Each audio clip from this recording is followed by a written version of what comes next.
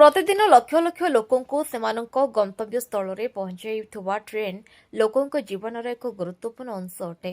कम भड़ा हेबा सत्वे मध्य किछि यात्री बिना टिकेट रे ट्रेन रे यात्रा करबाकू लागंती, किंतु एबे एभଳି यात्री मानकर निस्तार नाही। भारतीय रेलवाई यात्री मानक पई नियम को पूर्व अपेक्षा अधिक कड़ाकड़ी कर दैछि।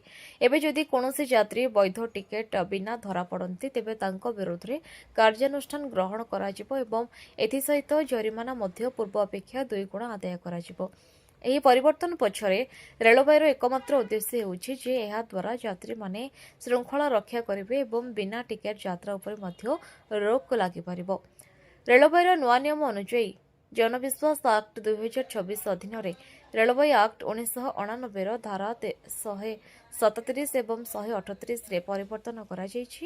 ଏହା ଅଧୀନରେ ଏବେ ବିନା ଟିକେଟରେ କିମ୍ବା ପୂର୍ବରୁ ବ୍ୟବହାର ହୋଇସାରିଥିବା ଟିକେଟ୍ ସହ ଯାତ୍ରା କରିବା ଅପରାଧ ବୋଲି ବିବେଚନା କରାଯିବ।